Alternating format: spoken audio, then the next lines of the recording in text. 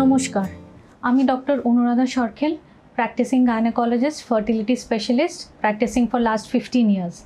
আজকে আমরা আলোচনা করব এমন কয়েকটি টিপস যার দ্বারা একজন দম্পতি সহজেই ন্যাচারালি কনসিভ করতে পারেন। আজকাল আমাদের আশেপাশে নতুন নতুন অনেক ফার্টিলিটি ক্লিনিক এবং আইভিএফ সেন্টার তৈরি হচ্ছে। আমাদের নিকট আত্মীয় বন্ধুদের মধ্যে এমন অনেক দম্পতি রয়েছেন যারা এরকম ফার্টিলিটি ট্রিটমেন্টের মধ্যে দিয়ে যাচ্ছেন। তো এই দেখে অনেক কাপলসের মনে চিন্তা হতে পারে যে ওনারা নর্মালি বা ন্যাচারালি কনসিভ করতে পারবেন কি না, এবং ন্যাচারালি কনসিভ করবার সহজ উপায় কিছু আছে কি না।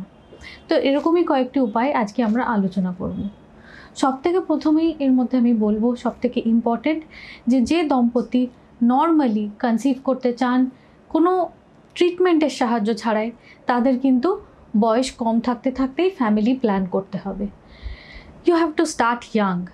বয়স কম থাকতে থাকতে ফ্যামিলি প্ল্যান করলে নর্মালি কনসিভ করার চান্স অনেক বেড়ে যায়। একজন 25 বছরের মহিলার নর্মালি কনসিভ করার বা গর্ভধারণের চান্স একজন 40 বছরের মহিলার থেকে অনেক বেশি থাকে, এবং একজন নারী বা এবং পুরুষের বয়সের সঙ্গে সঙ্গে ফার্টিলিটি রেট বা গর্ভধারণের চান্স কমতে থাকে। তাই যারা নর্মালি বা বিনা কোনো চিকিৎসায় বেবি নিতে চান, তাদের কিন্তু খুব বয়স অবধি ফ্যামিলি প্ল্যান করার জন্যে অপেক্ষা করা চলবে না। কম বয়স থেকেই ফ্যামিলি প্ল্যান করে নিতে হবে। দ্বিতীয়ত, যারা নর্মালি কনসিভ করার জন্য ইচ্ছুক, তাদের কিন্তু রেগুলার বেবি নেওয়ার জন্যে মেলামেশা বা ইন্টারকোর্স করতে হবে। এভরি অল্টারনেট ডেজ অথবা 2 দিন অন্তর বেবি নেওয়ার চেষ্টা করতে হবে। প্রত্যেক সপ্তাহে 2 থেকে 3 বার অন্তত নিজেদের মধ্যে ইন্টারকোর্স করতে হবে। তাতে প্রেগনেন্সির চান্স অনেক বেড়ে যায়। এবং আজকের কর্মব্যস্ত জীবনে এবং লাইফস্টাইলের জন্যে অনেক কাপলসই এটা করতে পারেন না, কিন্তু তারা ভাবেন যে সময়টাতে প্রেগনেন্সির চান্স বা ফার্টাইল পিরিয়ড থাকে, সেই সময়টায় বেশি ট্রাই করলে প্রেগনেন্সির চান্স বোধহয় বেড়ে যাবে। কিন্তু এমনটা নয়। সারা পৃথিবীতে স্টাডি এটা দেখিয়েছে যে প্রত্যেক সপ্তাহে 2 থেকে 3 বার অন্তত একজন দম্পতিকে ট্রাই করতে হবে তাড়াতাড়ি কনসিভ করার জন্যে। এবং কর্মব্যস্ত জীবনের ফলে অনেক দম্পতি ভাবেন যে বাজারে যেসব ওভুলেশন কিটস পাওয়া যায়, সেই ওভুলেশনের কিটস ব্যবহার করে ওভুলেশনের সময়টা ডিটেক্ট করে সেই সময় ট্রাই করলে হয়তো তাড়াতাড়ি প্রেগনেন্ট হয়ে যাওয়া যাবে। কিন্তু রিয়ালিটিতে এমনটা হয় না, কারণ ওভুলেশন কিটস আমাদের শরীরে LH হরমোনের মাত্রাকে ডিটেক্ট করে। আমাদের শরীরে LH মাত্রা প্রত্যেক মাসে একজন মহিলার শরীরে যখন পিক হয়, তার 24 থেকে 36 ঘন্টার মধ্যে ওভুলেশনের সম্ভাবনা থাকে, এবং সেই সময় চেষ্টা করলে প্রেগনেন্সির চান্স কিন্তু অনেকটা বেড়ে যায়।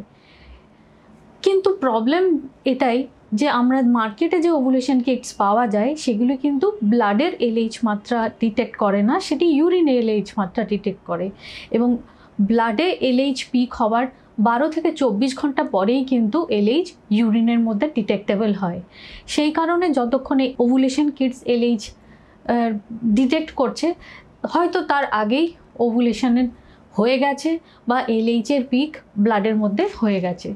সেই জন্যে ওভুলেশন কিটসের সারা পৃথিবীতে দেখা গেছে ওভুলেশন কিটসের ব্যবহারে কিন্তু প্রেগনেন্ট হয়ে যাওয়ার চান্স বাড়ে তো নাই, বরং অনেক ক্ষেত্রে কমেও যায়। সেই জন্যে আবার বলবো যে কাপল ন্যাচারালি নর্মালি কনসিভ করতে চাইছেন, তাদের কিন্তু প্রত্যেক সপ্তাহে 2 থেকে 3 বার নিজেদের মধ্যে ট্রাই করতে হবে। অনেক দম্পতি এও চিন্তা করেন যে ইন্টারকোর্স করার কোনো বিশেষ পদ্ধতি বা প্রক্রিয়া আছে কি যার দ্বারা তাড়াতাড়ি কনসিভ করা সম্ভব। তো এই বিষয়ে এটাই জানাবার যে ওনারা এই বিষয়ে একদমই স্ট্রেস করবেন না। পৃথিবীতে আজ ও পর্যন্ত কোনো স্টাডিজ এরকম প্রুভ করতে পারেনি যে ইন্টারকোর্স করার কোনো বিশেষ পদ্ধতি বা প্রক্রিয়ার জন্যে ন্যাচারাল কনসেপশন তাড়াতাড়ি হয়।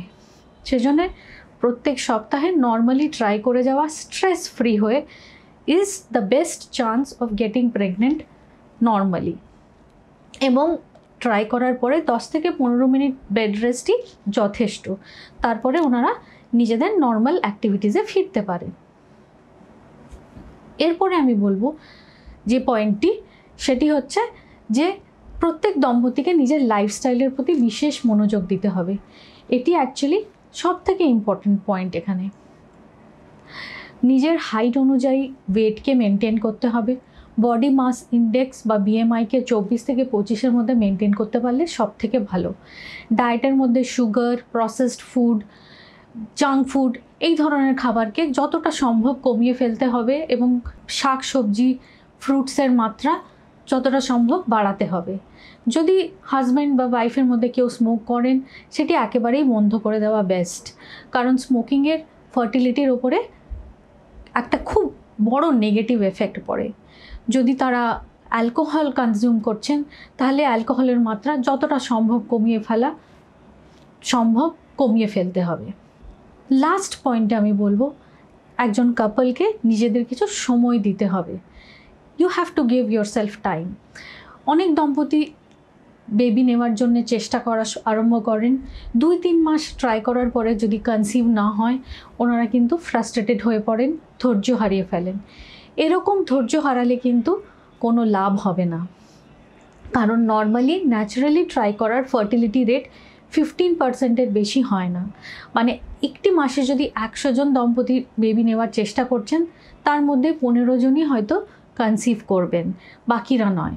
আবার স্টাডিজে এটাও প্রুভ হয়েছে যে 1 বছরের মধ্যে 100 জন কাপল যদি বেবি নেওয়ার চেষ্টা করছেন, তার মধ্যে 85 জন বা 85% কাপলসই নর্মালি বিনা কোনো চিকিৎসায় কনসিভ করতে পারবেন। এমন 15%ই কাপলস হবেন তাদের হয়তো কোনো ট্রিটমেন্টের মধ্যে যেতে হতে পারে। তাই আপনাদের নিজেদেরকে কিছু সময় দেওয়া দরকার। অন্তত 1 বছর নিজেদের মধ্যে নর্মালি ট্রাই করার পরে যদি বেবি কনসিভ করতে না পারেন, সেই ক্ষেত্রে ডাক্তারের পরামর্শ নেওয়া অবশ্যই দরকার। কিন্তু যদি মহিলার বয়স 35 বছরের বেশি হয়, তাহলে এই ট্রাই করার পিরিয়ডটা কিন্তু 1 বছর না করে 6 মান্থস অবধি করাই ভালো। 6 মান্থস নর্মালি ট্রাই করার পরে যদি ন্যাচারাল কনসেপশন না হয়, তাহলে দেরি না করে আপনাদের ডাক্তারকে পরামর্শ নেওয়া উচিত। তো আশা করছি আমাদের এই টিপসগুলি আপনাদের নর্মালি কনসিভ করতে হেল্প করবে। এই বিষয়ে যদি আপনারা আরও বিশদে জানতে চান, আমাদের নিশ্চয়ই কোয়েরিজ আপনাদের পাঠান, আমরা আপনাদের হেল্প করার চেষ্টা করব। এবং এই বিষয়ে আরও জানতে হলে আমাদের পরবর্তী ভিডিওগুলোও দেখতে থাকুন। আশা করি আমরা আপনাদের সাহায্য করতে পেরেছি। ধন্যবাদ। Thank you.